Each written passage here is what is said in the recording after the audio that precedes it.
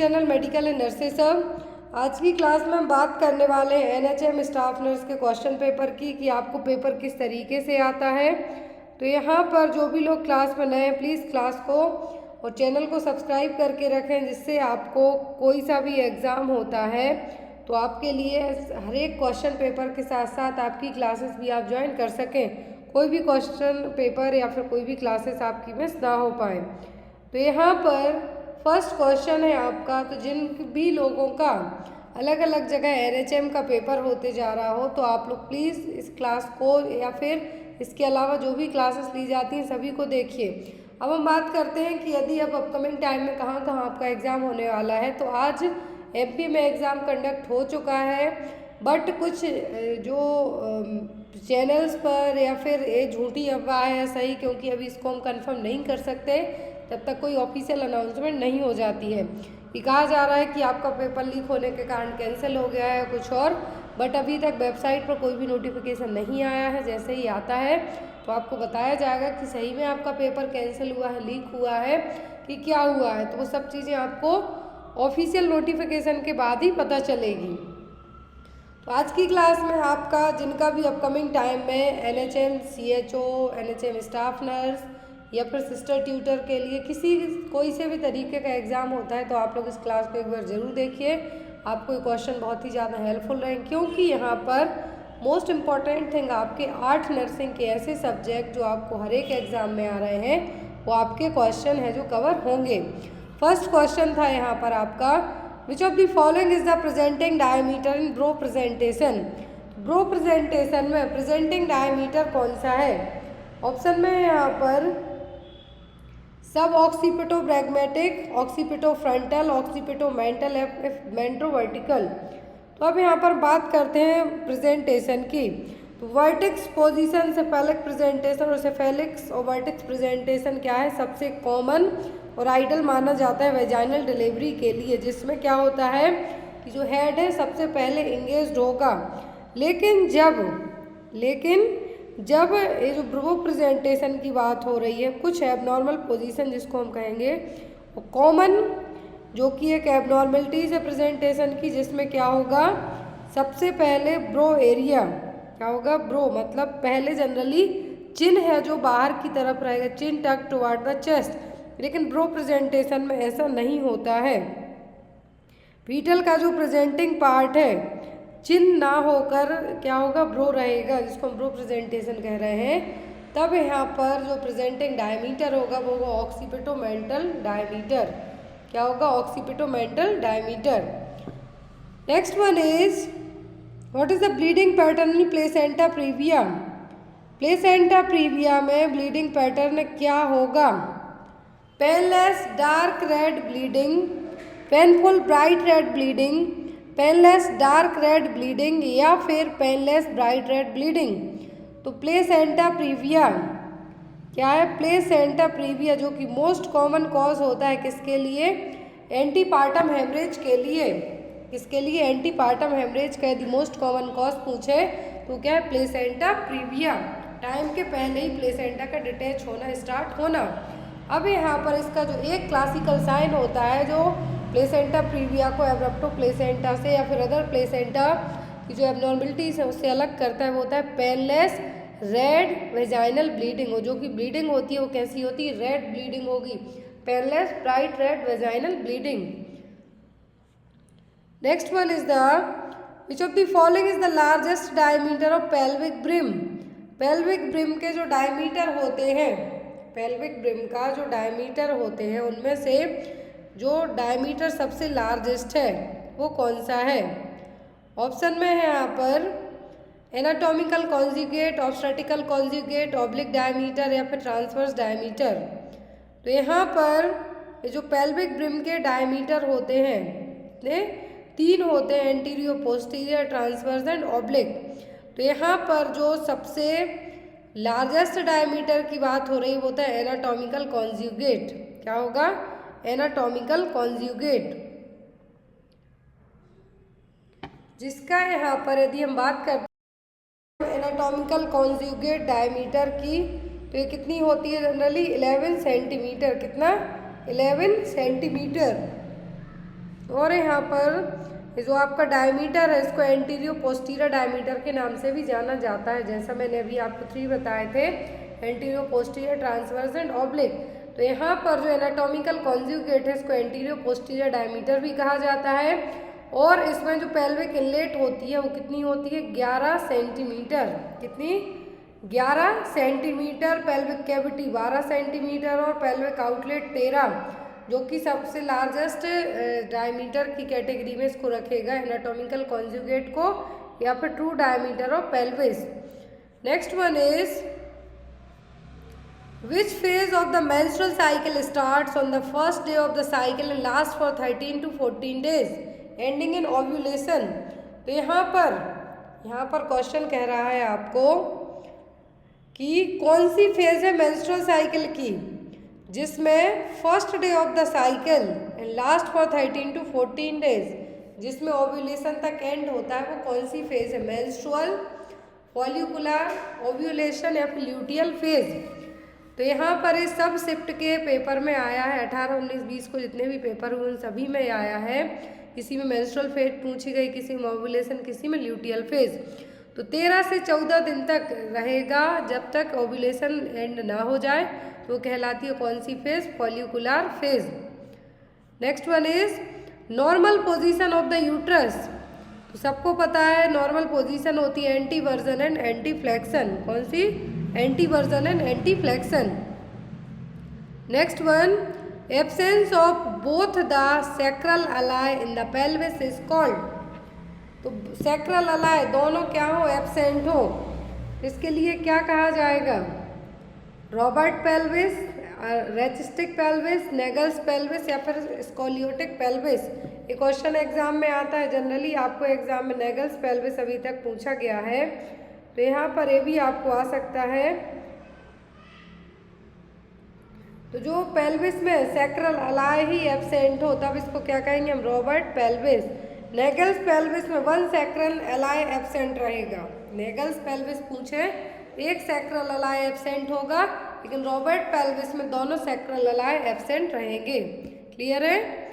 Next one is the normal length of the uterine cavity. Uterine cavity की normal length कितनी होती है, option में है यहाँ पर 9 सेंटीमीटर, 7.5 सेंटीमीटर, 5.5 सेंटीमीटर, 11 सेंटीमीटर। तो यहाँ पर जो कि ट्रायंगुलर शेप वाला एरिया होता है जहाँ पर फैलोपियन ट्यूब की ओपनिंग होती है, तो यहाँ से लेके पूरा है जो आपका ट्रायंगुलर एरिया रहेगा यूट्रस से लेके फैलोपियन ट्यूब के बीच का, वो कहलाती है यूटराइन कैविटी। और इसकी लेंथ की बात करें हम तो नॉर्मल होती है 7.5 सेंटीमीटर। कितनी, 7.5 सेंटीमीटर।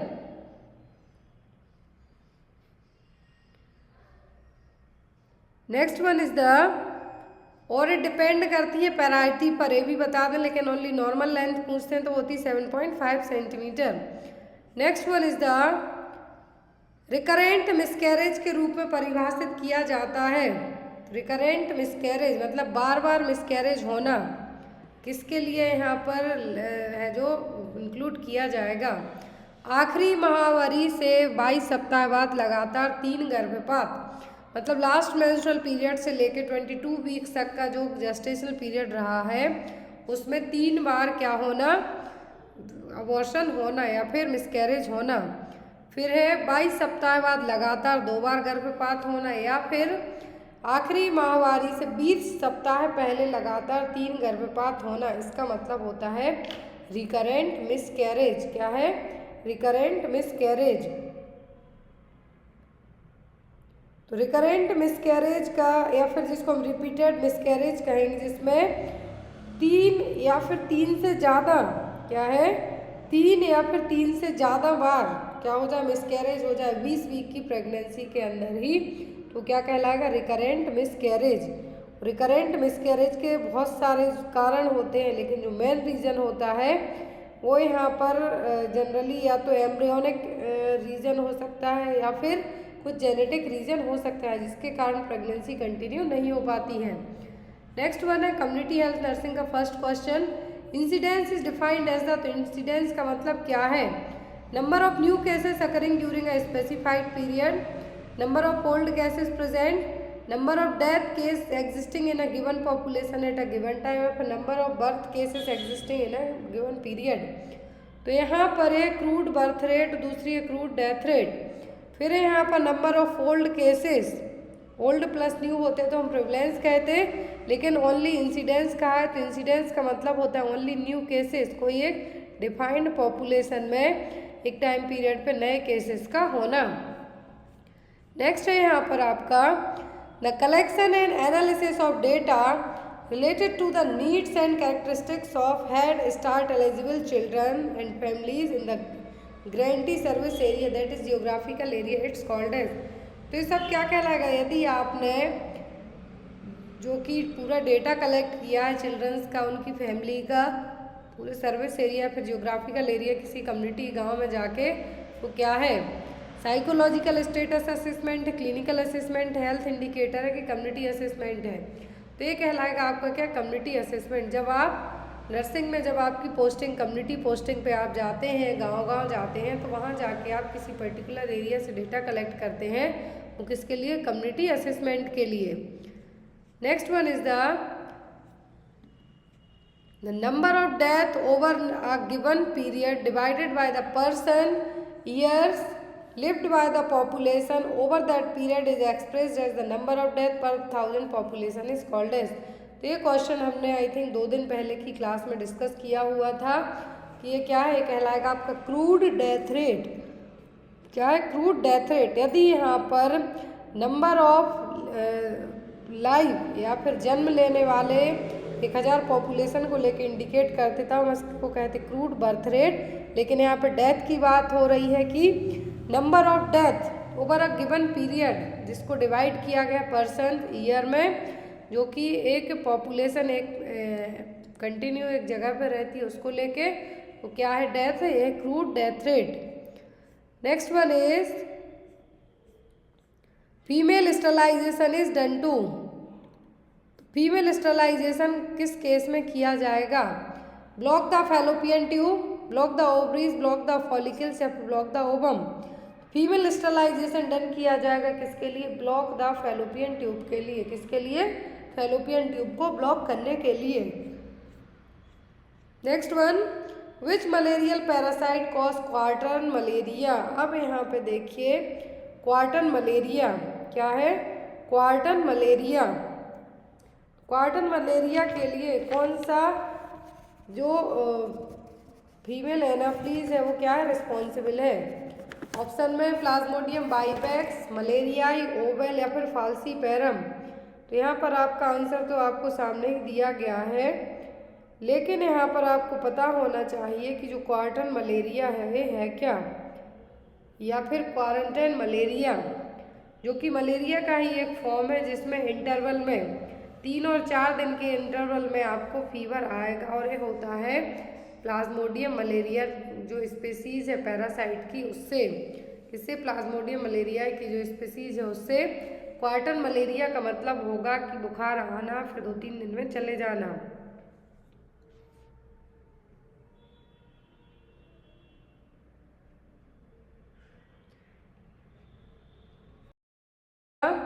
यदि आपको क्वार्टन की जगह यदि आपको पूछते हैं क्या, टर्सिन मलेरिया, कौन सा, टर्सिन मलेरिया या फिर टर्सियन मलेरिया, तो इसमें फीवर आपको first, third and 5th day आएगा, लेकिन क्वार्टर में 1, 4th और 7th डे है जो आपको फीवर आएगा। और एक इसके काटने के कारण होगा प्लाज्मोडियम मलेरियाई नाम की जो स्पीसीज है उसके कारण। यदि आपको टर्सिन पूछे तो फाल्सीपेरम कहना है। यदि आपको प्लाज्मोडियम मलेरियाई के थ्रू पूछे तो क्वार्टन, ओवेल के थ्रू पूछते हैं तो टर्सिन होगा। ओवेल और जो फाल्सीपेरम है इसके थ्रू क्या होता है, जनरली टर्सिन होगा, टर्सियन जिसको हम कहेंगे। लेकिन मलेरियाई, प्लाज्मोडियम मलेरियाई, इसके कारण क्या होगा, quartan malaria. Next one is the which sero group of vibrio cholera is most toxigenic. Vibrio cholera जो को कोलेरा को कॉज करेगा, इसका कौन सा सीरो ग्रुप है जो कि सबसे ज़्यादा टॉक्सोजेनिक है, तो होता है 0-1। कौन सा, 0-1। Next one, quantitative and qualitative description of the health of citizens and the factors that influence their health, which identifies problems, proposes area for improvement and stimulates the action, it's called as। तो ये क्या कहलाएगा, quantitative qualitative description भी है health को लेके citizens के बारे में, जिसमें जो कुछ फैक्टर्स है हेल्थ को क्या करेंगे, इन्फ्लुएंस करने का काम करेंगे, कुछ प्रॉब्लम्स भी आप आइडेंटिफाई करेंगे। तो ये सब है क्या, community evaluation, community organisation, community planning या फिर कम्युनिटी डायग्नोसिस। तो ये कहलाएगा आपका क्या, कम्युनिटी डायग्नोसिस। क्यों, क्योंकि यहाँ पर आप हेल्थ प्रॉब्लम को फाइंड आउट करते हैं, या तो वो क्वांटिटेटिव फॉर्मेट में होंगी या फिर क्वालिटेटिव में होंगी। क्वांटिटेटिव का मतलब जिनको हम प्रॉब्लम्स को गिन के काउंट कर सकते हैं। Next one is the number of death of children under 1 year of age per 1000 divided by total number of live birth in the population during a given period, it's known as the IMR। इसको हम क्या कहेंगे, IMR। क्या कहलाएगा, IMR। क्योंकि यहाँ पर 1 साल से कम एज के बच्चों की, under 1 year of age group के बच्चों की given the number of period of time में 1000 जो बच्चे पैदा हुए हैं IMR, वो क्या है यहाँ पर IMR। सबसे ज़्यादा यदि IMR की बात करें हम रिसेंट में, वो कहाँ की, उत्तर प्रदेश की। सेकंड नंबर पर आई थिंक अभी MP आ गया है। नेक्स्ट वन है फंडामेंटल ऑफ नर्सिंग। तो फंडामेंटल ऑफ नर्सिंग का फर्स्ट क्वेश्चन है आपके लिए, A catheter that remains in place for many days or weeks and is held in position by a water-filled balloon in the bladder, it's called the। तो ये क्या कहलाएगा, ऐसा catheter जो कि कुछ हफ्तों या फिर कुछ दिनों से इस पोजीशन में था वहीं पर है, जो कि वाटर फिल्ड बलून की तरह काम करेगा, ये क्या कहलाएगा, कहलाएगा इनड्वेलिंग कैथेटर। कौन सा catheter, indwelling catheter. Next one, The urinary bag of the patient with Follis catheter needs to be kept। तो यहाँ पर फॉलिस कैथेटर यदि आपने पर्सन को लगाया है तो यूरिनरी बैग कहाँ पे होगा, above the waist level of the patient, at the waist level of the patient, below the level of patient bladder या फिर on the lap of the patient। तो फॉलिस कैथेटर में यूरिनरी बैग है जो कहाँ पर होगा, तो ये होगा आपका कहाँ पर, below the level of the patient bladder. Next one, cleaning of an eye in an unconscious patient should be done from. तो हमेशा यदि मरीज अनकॉन्शियस है तो आँखों की केयर कैसे करनी है, इनर टू आउटर कैंथस, अंदर से बाहर की तरफ। कैसे, अंदर से बाहर की तरफ, जिससे जो भी बैक्टीरिया वायरस जर्म्स है वो क्या हो, बाहर की तरफ जाए। Next one is the in barrier nursing management of blood spill should be done by using. Barrier nursing का मतलब है केयर करने के टाइम पर यदि आपके ऊपर कुछ ब्लड गिर जाता है तो यहाँ पर आप कैसे मैनेज करेंगे। 50% सोडियम कैल्शियम हाइपोक्लोराइड से 50% नाइट्रोजन हाइपोक्लोराइड, 1% कैल्शियम क्लोराइड या फिर 1% सोडियम हाइपोक्लोराइड। ब्लड स्प्लेस के लिए जो बेस्ट और सही तरीका होता है वो होता है 1% सोडियम हाइपोक्लोराइड को यूज़ करना। अब HIV में, कोविड के पेशेंट में, स्वाइन फ्लू में, इन तीनों में इसको हम यूज़ कर सकते हैं। Next one is the waste sharp includes metal should be discarded in which colour of bag. तो वेस्ट शार्प यदि आपको स्कैल्पेल हो गया, ब्लेड्स हो गई, तो इसको किस कलर के बैग में डिस्कार्ड करेंगे, वाइट बैग में। Next one, an acronym SOAPIER method of documentation stand for. तो सोपियर का मतलब क्या है, subjective data, objective data, assessment, plan, intervention, evaluation and revision. Documentation collect करने के लिए एक मेथड होती है सोपियर मेथड, और इसका फुल फॉर्म क्या है, subjective data, objective data, assessment, plan, intervention, evaluation and revision.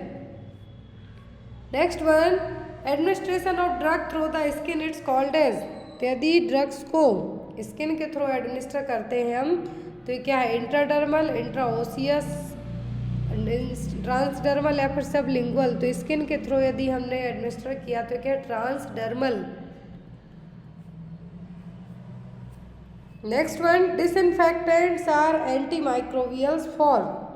तो डिसइंफेक्टेंट्स किस एंटी माइक्रोबियल के लिए यूज होंगे, inanimate object, skin antiseptic, living tissue या फिर एनिमेट ऑब्जेक्ट। इनएमिनेट ऑब्जेक्ट का मतलब होगा नॉन लिविंग थिंग्स। क्या है, नॉन लिविंग थिंग्स के लिए, जैसे टेबल क्लीन करनी है आपको, चेयर क्लीन करनी है या फिर कोई ब्लैंकेट वगैरह क्लीन करना है, तो डिसइंफेक्टेंट यूज़ किए जाएंगे। क्या होंगे यहाँ पर? इनएनिमेट ऑब्जेक्ट्स के लिए। नेक्स्ट है MSN का first question, what is the average glomerular filtration rate in adult mail. तो ये हमने 1 वीक पहले की क्लास में डिस्कस किया था। एवरेज GFR कितनी होती है? तो होती है 125 ml पर मिनट। कितनी? 125 ml पर minute. Next one is the an allergic disease usually caused by breathing in the dust from mouldy है। तो माउल्डी है के कारण कौन सी डिसीज होगी? Pigeon lung, farmer's lung, fisher's lung या फिर पिगियन चेस्ट। तो माउल्डी है के कारण जो डिसीज होगी वो क्या होगी? वो कहलाएगी फार्मर्स लंग्स। क्या है? Farmers lungs. फार्मर्स लंग जो कि एक हाइपर सेंसिटिविटी न्यूमोनाइटिस के कारण भी होता है। और जो हे डस्ट होती है, क्या होती है? हे डस्ट होगी, जिसके कारण लंग्स कैसे रहेंगे? मोल्डी है या फिर हे डस्ट के कारण। लेकिन ये रेयर डिसीज़ है, लेकिन इसमें जनरली लंग्स हैं वही अफेक्ट होंगे। तो यहाँ पर एक क्या हो गई? एलर्जिक और हाइपर सेंसिटिव प्रॉब्लम हो गई, जिसको हम फार्मर लंग्स कहेंगे। और इसको हाइपर सेंसिटिविटी न्यूमोनाइटिस के नाम से भी जाना जाता है, जो कि मोल्डी या फिर हे डस्ट के कारण होगी। Next one, which of the following arterial blood gas values is consistent with metabolic acidosis। तो मेटाबॉलिक एसिडोसिस में कौन सी ABG वैल्यू कंसिस्टेंट रहेगी? वो की बाइकार्बोनेट 15 mmol पर लीटर। 7.35 तो नॉर्मल pH है ब्लड का। Next one, how does heat therapy work in managing pain. तो हीट थेरेपी का मतलब है आप जब आपको पेन होता है तो आप कुछ भी गर्म करके अपने उस पेन को रिलीव करने की कोशिश करते हैं, तो क्या कोई हीट थेरेपी हो गई। और किस तरीके से हेल्प करेगी? It narrows blood vessels around the injured area, it constrict the muscle, it increase blood flow to the injured area, फिर it tightens the injured area. तो जब भी आपको कहीं पर भी दर्द होता है तो आप क्या करते हैं? हीट पैड यूज़ कर लेते हैं या फिर गर्म पानी से सिकाई कर लेते हैं। गांव में गर्म ईंट वगैरह यूज़ करके सिकाई कर लेते हैं, तो वही हीट थेरेपी है। तो पेन को ब्लड फ्लो जो क्या है इंजर्ड एरिया में ज़्यादा ब्लड फ्लो की सप्लाई करके मैनेज करने का काम है करेगा। Next one, which of the following is a very rare cause of laryngitis. Laryngitis generally virus, bacteria और नोक्सियस सब्सटेंस के कारण होगा, लेकिन कभी कभी फंगल इन्फेक्शन के कारण भी लैरिंजाइटिस हो सकता है। किसके कारण? फंगल इन्फेक्शन के। Why do titanium implants become biologically inert. Titanium implants को बायोलॉजिकली इनर्ट के तौर पर क्यों जाना जाता है? बायोलॉजिकली इनर्ट का मतलब है कि मान लीजिए आपको कुछ फ्रैक्चर वगैरह होता है तो आपने सुना होगा कि रॉड डल गई। क्या हो गई? रॉड डल गई आपने, या फिर कुछ स्टील का या फिर कुछ भी अदर मटेरियल स्क्रू वगैरह यूज़ किए जाते हैं जो वॉल्स के यहाँ पर यदि कुछ टूट जाता है तब वहाँ पे जोड़ने के लिए। तो यहाँ पर कहा है कि टाइटेनियम इम्प्लांट्स को यूज़ क्यों किया जाता है। इसकी जगह आप लोहे को यूज़ कर सकते हैं, आयरन को यूज़ कर सकते हैं। तो यहाँ पर इसी को यूज़ क्यों किया जाता है? ऑप्शन में titanium is a higher modules of elasticity, titanium is desirable smoothness for note bearing, या फिर titanium creates a very thin layer of oxidised titanium that acts to coat the implant.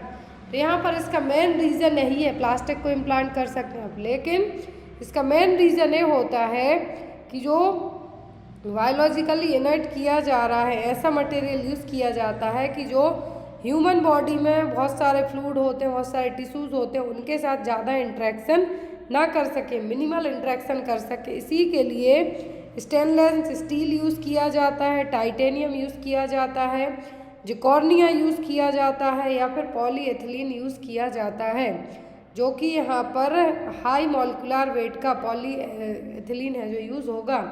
लेकिन यहाँ पर टाइटेनियम को use करने का कारण क्या है कि एक थिन लेयर क्रिएट करेगा, जिसके कारण इम्प्लांट पर एक कोटिंग की तरह वो वर्क करेगी। Next one, which of the following is not a paranasal sinus, तो पैरानेजल साइनस कौन सा नहीं है, तो वो है सिग्मॉइड। इथमॉइड है, मैक्सिलरी है, स्पेनॉइड है, तीनों है, लेकिन जो नहीं है वो क्या है, सिग्मॉइड।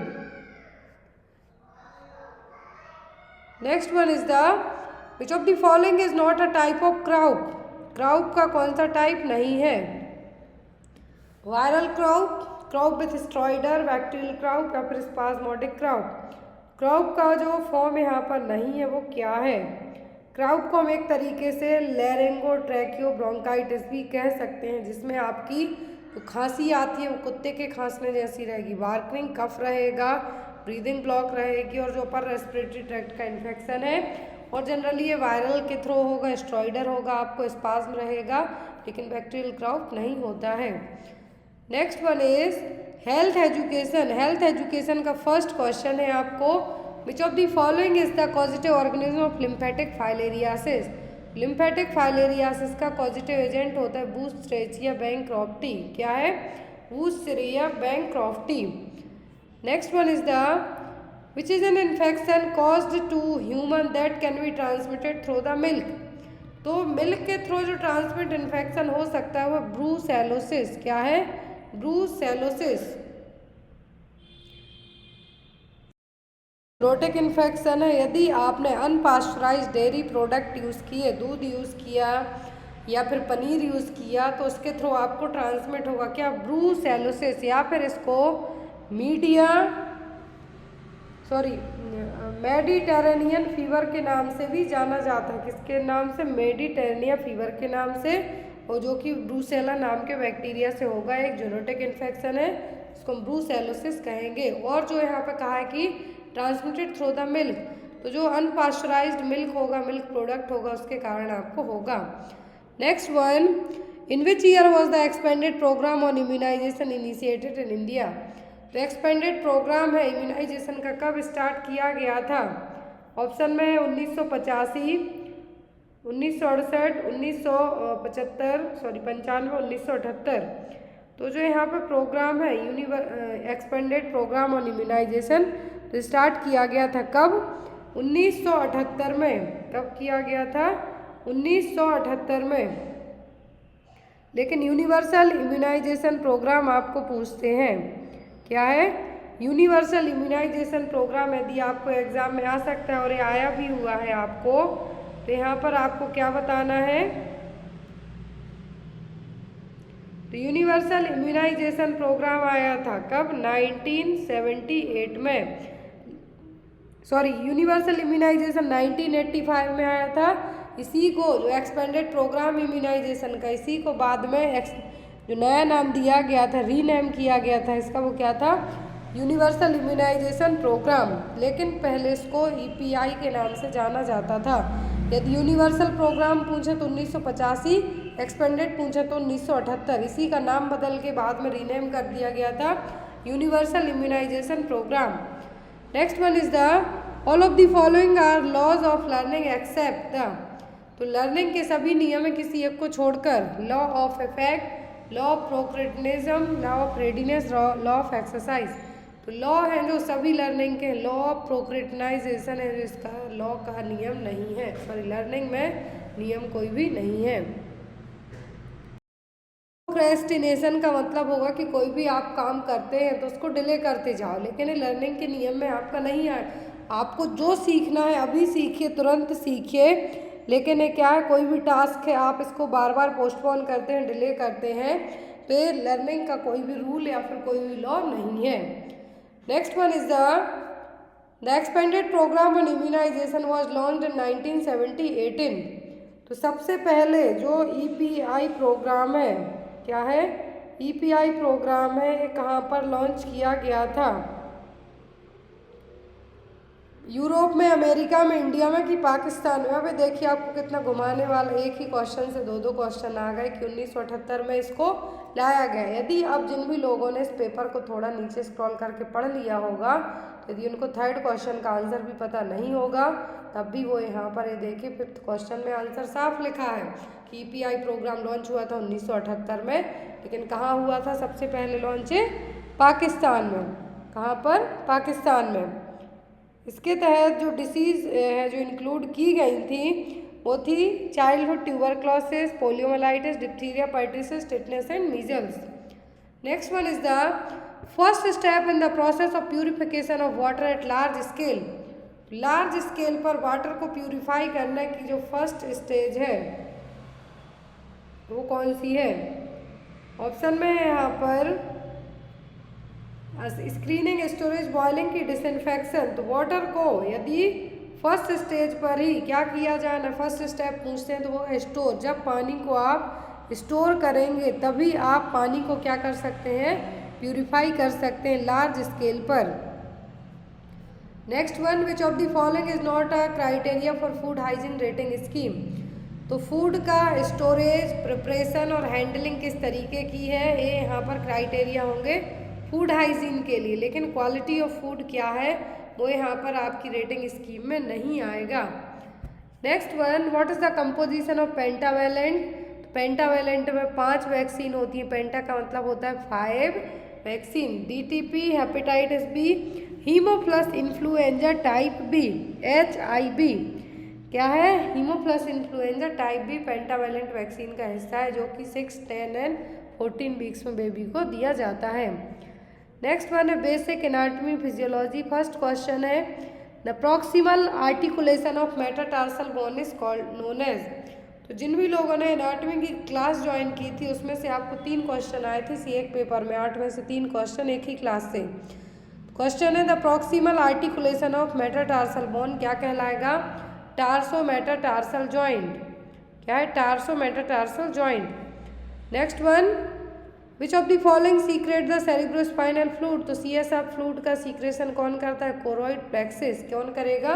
Choroid plexus. जब यही फ्लूइड ज़्यादा हो जाता है तब क्या होता है? हाइड्रोसेफेलस, जो लार्ज साइज बेबी का हेड होता है कोरोइड प्लेक्सिस में, वेंट्रिकल वहाँ पे कुछ ऑब्स्ट्रक्शन हो जाए तब ये ज़्यादा बन के इकट्ठा होता है या फिर प्रॉपर एक्सक्रीट नहीं हो पाता है, कुछ भी रीजन हो सकता है। तो क्या कहलाएगा यहाँ पर? हाइड्रोसेफेलस। फिर उसके लिए VP सेंटिंग है जो यूज़ किया जाता है। Next one, which vertebral junction separate the superior and inferior mediastinum. कौन सा वर्टिब्रल जंक्शन सेपरेट करता है सुपीरियर और इंफीरियर मीडियस्टेनम को? तो वो T4 to T5। Next one, nerve providing parasympathetic stimulation to the heart leading to decrease heart rate. तो parasympathetic stimulation का काम कौन सी नर्व करेगी जो कि हार्ट रेट को घटाने का काम करेगी? Vagus, optic, cardiac, accelerator nerve या फिर एसेसरी नर्व। तो वो की vagus nerve. Next is CSF is formed in the choroid plexus in which ventricle. अब ये देखिए यहाँ पर एक क्वेश्चन यदि जैसा आपको EPI में हुआ वैसा यहाँ पे कि CSF का सीक्रेशन कौन कर रहा है। तो यहाँ पे क्वेश्चन कहा कि कोरोइड प्लेक्सस से CSF का फॉर्मेशन होता है, लेकिन कौन से वेंट्रिकल से होता है? तो होता है 3rd and 4th ventricle and lateral ventricle से। 3rd, 4th and lateral ventricles. Next one is the name of the fluid that acts as a cushion for components of the central nervous system. Central nervous system में cerebrospinal fluid एक cushion की तरह काम करेगा। Joints में तो synovial fluid रहेगा, vitreous humour है जो आपकी आंखों में रहेगा, एक्वस ह्यूमर रहेगा, लेकिन जो CSF है कहाँ पर होगा? सेंट्रल नर्वस सिस्टम के लिए जो हेल्पफुल रहेगा, एज अ कुशन तकिए का काम करेगा। बेबी के लिए कुशन का काम कौन करता है? Amniotic fluid. Next one is the which of the following valve guard the opening of the right atrium into the right ventricle and prevent the back flow of blood into the right atrium. यदि अब आपको heart की image आती हो proper तरीके से बनाना तो आपको इजीली याद रहेगा। तो ये ट्राइकस्पिड वॉल्व जो कि राइट एट्रियम को राइट वेंट्रिकल में और बैक फ्लो ब्लड को होने को रोकेगा। कहाँ पर? राइट एट्रियम में, वो tricuspid valve. Next is which of the following option represent the phenotype of the ABO group. ABO blood group को कौन रिप्रेजेंट कर रहा है? O, A, B, AB। कौन कर रहा है? O, A, B and AB। Next one is the nutrition. First question है न्यूट्रिशन का। 3 RS use to preserve nutrients. 3 R use किए जाते हैं न्यूट्रिएंट्स को प्रिजर्व करने के लिए, वो कौन से हैं? तो reduce the water, reduce the cooking time, reduce the surface area of food that is exposed। तो यहाँ पर 3R यूज़ किए जाते हैं। क्या है? 3R है जो यूज़ किए जाएंगे न्यूट्रिशन को क्या करने के लिए? प्रिजर्व करने के लिए, मतलब बचाने के लिए, जिससे हम क्या कर सकते हैं? न्यूट्रिशन की जो क्वालिटी है क्या कर सकते हैं? कम कर सकते हैं। तो यहाँ पर जब आप कुकिंग करते हैं तो यहाँ पर 3R यूज़ किए जाएंगे। वो क्या होंगे आपके? वो होंगे रिड्यूस द वाटर, मतलब पानी कम यूज़ करना। क्या करना? पानी कम यूज़ करना, कुकिंग टाइम कम करना, ताकि न्यूट्रिएंट्स है जो जल के खत्म ना हो जाए, तो सरफेस एरिया को कम करना। Next one is the as per WHO how many portion of fruits and vegetables should an individual consume per day to prevent the risk of non-communicable disease? WHO के अकॉर्डिंग फ्रूट वेजिटेबल का कितना part है जो हमें non communicable disease होने से रोकने के लिए हेल्पफुल होगा? तो होंगे 5 पार्ट। और वो कौन? अकॉर्डिंग 5 पोर्शन फ्रूट और वेजिटेबल्स के, जिसमें हर एक पोर्शन एटलीस्ट 400 ग्राम का होना चाहिए। कितना? 400 ग्राम का होना चाहिए। आपको एग्जाम में आ सकता है कि यदि आपने जो यहाँ पे फूड लिया है, यदि यहाँ पे फूड लिया हुआ है, नॉन कम्युनिकेबल डिसीज़ को प्रिवेंट करने में बहुत ही ज़्यादा हेल्प करेगा। WHO की वेबसाइट पे जाइए, आपको इसके बारे में फुल डिटेल मिल जाएगी कि WHO के अकॉर्डिंग जो 5 पोर्शन है वो क्यों है, जिसमें फ्रूट वेजिटेबल्स है, तो पर पोर्शन कितना एनर्जी होना चाहिए? 400 ग्राम। कितना? 400 gram. Next one is the which of the following option is true as the first action in case of mild hypoglycemia? यदि किसी पर्सन को माइल्ड हाइपोग्लाइसीमिया है तो फर्स्ट एक्शन क्या होगा? Giving insulin, giving 10 to 15 gram of carbohydrate और orange juice, giving glucagon या फिर एडमिनिस्ट्रिंग इंसुलिन लिस्प्रो। तो यहाँ पर माइल्ड है। क्या है? माइल्ड है, मतलब ब्लड ग्लूकोज लेवल उतना ज़्यादा हाई नहीं है। तो ऐसे केस में आपको क्या करना है? हाइपोग्लाइसेमिक है मरीज, तो ऐसे केस में आपको कार्बोहाइड्रेट या फिर 10 से 15 ग्राम कार्बोहाइड्रेट या फिर ऑरेंज जूस उसके लिए देना है। फर्स्ट एक्शन आपका यहाँ पे यही होगा। Next one is the which of the following is not advise for diarrhoea? तो डायरिया में क्या एडवाइज नहीं किया जाता है? राइस फ्लेक्स किए जाएंगे, सुक्रोज किया जाएगा, बनाना किया जाएगा, लेकिन स्पाइनच है जो एडवाइज नहीं की जाएगी। हमेशा जब भी आपको लूज मोशन होते हैं, डायरिया होता है, तो आपको क्या कहा जाता है कि जो ग्रीन स्पेशली पत्तेदार सब्जियां हैं, स्पाइनच हो गया, मेथी हो गया, भाजी जिसको हम कहते हैं, उसको आपको कुछ दिन के लिए अवॉइड करना है। आप इसकी जगह सैगो मतलब साबूदाना यूज़ कर सकते, बनाना खा सकते हैं, दूध से परहेज़ रखें। तो बेसिक एडवाइस आपको दी जाती है। तो यहाँ पर भी वही है, नॉट एडवाइज फॉर डायरिया, तो वो क्या होगा? स्पाइनच। Next one, the maximum constitute of body fluid is? तो मैक्सिमम कॉन्स्टिट्यूट बॉडी फ्लूइड का क्या है? Blood plasma, intracellular fluid, intercellular fluid या फिर इंटरस्टिशियल फ्लूइड। तो जो इंट्रासेल्युलर फ्लूइड है, क्या है? Intracellular fluid. तो यहाँ पर क्या है? सबसे ज़्यादा 60%, एक टोटल हेल्दी पर्सन में 60% जो वाटर होता है, यहाँ पर वही है कि जो इंट्रासेल्युलर फ्लूइड है वो कितना है? 60% तक। Next one, which anthropometric index is used as assessing the wasting? Wasting को असेस करने के लिए क्या है? वास्टिंग के लिए असेस करने के लिए यहाँ पर क्या इंडेक्स यूज़ किया जाता है? Weight for height index, weight for age, height for age या फिर बॉडी मास इंडेक्स। तो यहाँ पर यदि आपने प्रॉपर तरीके से क्या है, जो खाना आप खाते हैं, आपके उस खाने में proper quantity wise, quality wise आपका खाना नहीं है, तो आपका जो वेट है हाइट के हिसाब से क्या होगा? कम होगा, या फिर आपकी हाइट कम होगी आपके वेट के हिसाब से। तो यहाँ पर जो इंडेक्स यूज़ किया जाएगा वो क्या होगा? Weight for height index. क्या है? Weight for height index. Option में था आपको BMI, वेट फॉर एज या फिर वेट फॉर हाइट इंडेक्स। तो यहाँ पर जो इंडेक्स यूज़ किया जा रहा है वो क्या है? Weight for height index. मतलब जितना आपका वज़न है उतनी आपकी हाइट होनी चाहिए। नेक्स्ट है यहाँ पर आपका question, ultraviolet light from the sun is good source of which vitamin? तो ये होती है विटामिन डी। सन से जो विटामिन मिलता है आपको विटामिन डी है। Next is serum sodium concentration greater than 145 MEQ पर लीटर इज कॉल्ड। 135 से 145 होता है सोडियम की वैल्यू, लेकिन यदि ये सीरम जो ब्लड में यदि आपके सोडियम की मात्रा 145 MEQ पर लीटर से ज़्यादा हो जाए तभी कहलाएगा आपका क्या, हाइपरनेट्रेमिया। क्या है, hypernatraemia. Next one is the first aid. First aid का फर्स्ट क्वेश्चन है, what is the purpose of giving chest compression in CPR। तो CPR में चेस्ट कंप्रेशन क्यों किया जाता है? For mobilisation, to improve the circulation, to provide oxygen to the lungs, या फिर to regain the brain activity. तो ये किया जाता है सर्कुलेशन को इम्प्रूव करने के लिए। Next one is, what is the ABC rule of first aid. तो फर्स्ट एड में ABC रूल है आपका airway, breathing and circulation. Next one is the,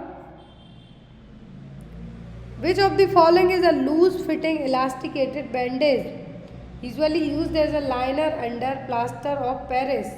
as a liner की तरह काम करेगा POP में। तो ये क्या है, ये कहलाएगी आपकी स्टोकनिट स्लिंग। स्लिंग से आपको क्वेश्चन आए हैं, तो जो हमारा सेकंड चैनल है उस पर आपको कल मॉर्निंग और मे बी इवनिंग में 10 मिनट की एक क्लास लगाई जाएगी, जिसमें आपको बताया जाएगा कि स्लिंग कितने टाइप के होते हैं, या फिर इन बैंडेज को कहाँ पर बांधा जाता है, किस तरीके से इनको यूज़ किया जाता है। ये सब चीज़ें आपको सेपरेट 10 मिनट की क्लास में बता दी जाएंगी। आप चाहे तो इसको नोट डाउन कर सकते हैं। Type of sling,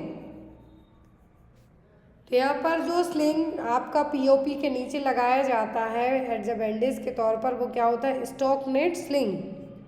next one is, which of the following first aid measure needs to be followed for 3rd degree burn. 3rd degree burn में कौन सा फर्स्ट एड ऑप्शन आप अपनाएंगे? अप्लाइंग एन ऑइंटमेंट्स और using butter और toothpaste और any other burn remedies, तो बिल्कुल नहीं करना है।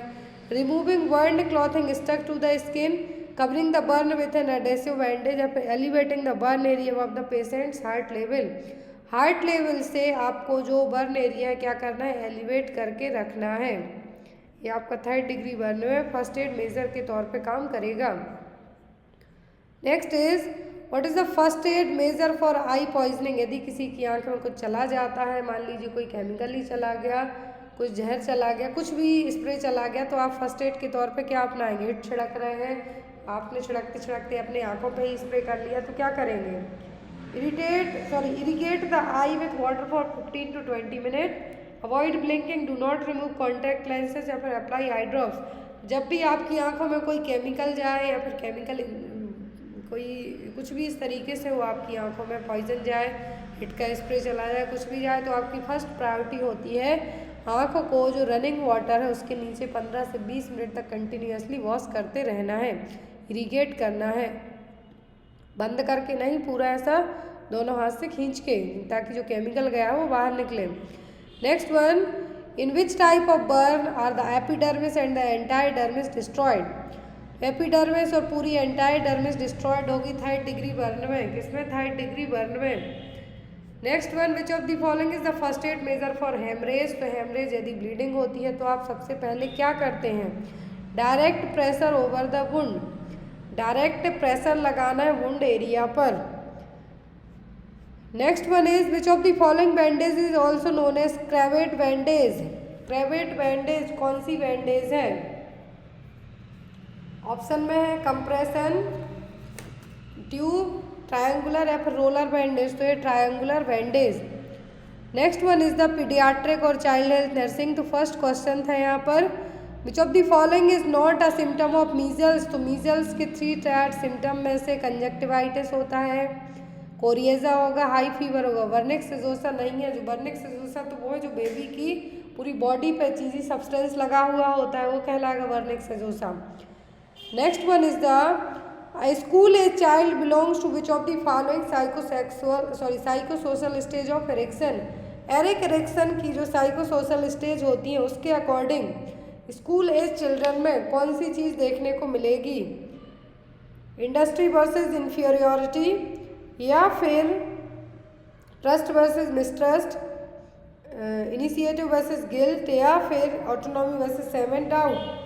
जो चीज़ देखने को मिलेगी किसमें? स्कूल एज चिल्ड्रन में। स्कूल एज चिल्ड्रन कौन से होते हैं? 5 से 12-13 साल तक की एज ग्रुप के बच्चे। तो उनमें देखने को मिलेगा आपको industry versus inferiority test, trust versus mistrust तो इन्फेंसी पीरियड में देखने को मिलेगा। और जो यहाँ पर टोडलर पीरियड होता है, कितना टोडलर पीरियड होता है, उसमें autonomy versus same and doubt देखने को, गिल्ट देखने को मिलता है। जो प्री स्कूल एज चिल्ड्रन होते हैं जिनकी एज 3 से 5 साल तक होती है, क्लियर है। Industry versus inferiority school age children जिनकी उम्र कितनी हो, 5 से 12 साल या फिर 13 साल रहती है। ट्रस्ट वर्सेस मिसट्रस्ट देखने को मिलेगा इन्फेंसी पीरियड में। Autonomy versus same and doubt ये देखने को मिलेगा जो टोडलर ग्रुप है, 3 साल तक की एज ग्रुप का, 1 से 3 साल तक की एज ग्रुप के बच्चे हैं जो उनमें देखने को मिलेगा। फिर यहाँ पे आपका आता है इंडस्ट्री वर्सेस इंफीरियरिटी, तो ये किसमें स्कूल गोइंग चिल्ड्रन में। Next one, when should the first dose of HBV vaccine be administered to a child. HBV vaccine का मतलब है हेपेटाइटिस बी वैक्सीन बच्चे में कब दिया जाता है, तो ये दिया जाता है at the time of birth. At the time of birth vaccine दिया जाता है BCG hepatitis B vaccine and oral polio vaccine. तो यहाँ पर HBV वैक्सीन दिया जाता है बच्चों में कब, at the time of birth. Next one है यहाँ पर आपका question, in measles on which part of the body do Koplik spots appear. तो यहाँ पे आपको बताया गया है कि कॉप्लेक स्पॉट्स मीजल्स में होते हैं, लेकिन ये कहाँ पर देखने को मिलते हैं, तो ओरल कैविटी और बकल कैविटी में सबसे पहले देखने को मिलेंगे। Next one is the which of the following is not a nursing intervention of asthma. तो अस्थमा के मरीज में आपको क्या नहीं करना है, तो यहाँ पर आपको ABG चेक करना है, चेस्ट रिट्रैक्शन चेक करना है, ब्रीथ साउंड चेक करना है कि ब्रीजिंग साउंड वगैरह तो आपको नहीं आ रहा है, ABG चेक करना है आपको। लेकिन यहाँ पर food end of the bed elevate आपको नहीं करना है। यहाँ पर आप फॉलोअर सेम फॉलोअर पोजीशन दे सकते हैं, यहाँ पर food end of the bed है जो आपको नहीं करना है। Next one is the which of the following is not a milestone in terms of normal physical development for a school age children. तो स्कूल एज चिल्ड्रन का जो milestone नहीं है फिजिकल डेवलपमेंट का, वो कौन सा नहीं है। ब्रेन डेवलपमेंट होता है, वॉइस चेंज होगा, हार्मोनल चेंजेस होगा फिजिकल डेवलपमेंट में, लेकिन मसल मास ये भी बढ़ता है। यहाँ पे तो कहा गया कि no change in the muscle mass, बढ़ेगा। बच्चे जैसे जैसे स्कूल एज चाइल्ड होते हैं, जैसे जैसे ग्रो करते हैं इस टाइम पे उनमें मसल मास भी बढ़ेगा। तो यहाँ पर आपका आंसर होगा option number D. Next one, at which age does the child sit on its own without support. ये क्वेश्चन हर एक एग्जाम में आता है, तो होगा आपका 9 मंथ में। यदि नेक के लिए पूछें कि कितने मंथ में नेक बच्चा प्रॉपर तरीके से बिना हिलाए डुलाए रख सकता है, तो होगा 3 to 4 मंथ में, 12 महीने में चलना स्टार्ट कर देगा। 6 मंथ में है जो यहाँ पर सपोर्ट के साथ बैठ सकता है, लेकिन विदाउट सपोर्ट ऑन 8 से 9 महीने में। Next one, taenia solium tapeworm infection can lead to. तो ये क्या कॉज करेगा, सिस्टिसेरोसिस। नेक्स्ट है आपका एडमिनिस्ट्रेशन और वार्ड मैनेजमेंट का first question, nurse patient ratio in labour room based on staff inspection unit. Staff inspection unit के अकॉर्डिंग लेबर रूम में नर्स पेशेंट रेशियो कितना होना चाहिए, तो होना चाहिए 1/1। कितना, 1/1। Next one is who among the following is not a team member of modular nursing. तो मॉड्यूलर नर्सिंग में team member licence practice nurse होगा, रजिस्टर्ड नर्स होगी, नर्सिंग असिस्टेंट्स होगा, लेकिन फार्मासिस्ट यहाँ पर नहीं होगा। Next is a system design to manage health care data is called. तो ये कहलाता है HIS health information system. Next is which of the following is not a function of hospital information system, HIS। तो HIS का यहाँ पर function कौन सा नहीं है, पेशेंट को ट्रांसफ़र करना है, पेशेंट का रजिस्ट्रेशन करना है, ब्लड बैंक को ऑपरेट करना है, लेकिन क्योंकि यहाँ पे साफ साफ कहा है कि हेल्थ केयर डेटा को मैनेज करने का काम हेल्थ इंफॉर्मेशन सिस्टम करेगा, वो हेल्थ इंफॉर्मेशन सिस्टम का काम कौन सा नहीं है, तो ये काउंसलिंग, ये काम काउंसलिंग का काम HIS का नहीं है। Next one is the A nursing system in which all nursing care for a patient is managed by one nurse for a 24-hour period is called। One nurse 24 घंटे तक किसी एक पेशेंट की केयर करती है, तो वो कहलाएगी प्राइमरी नर्सिंग।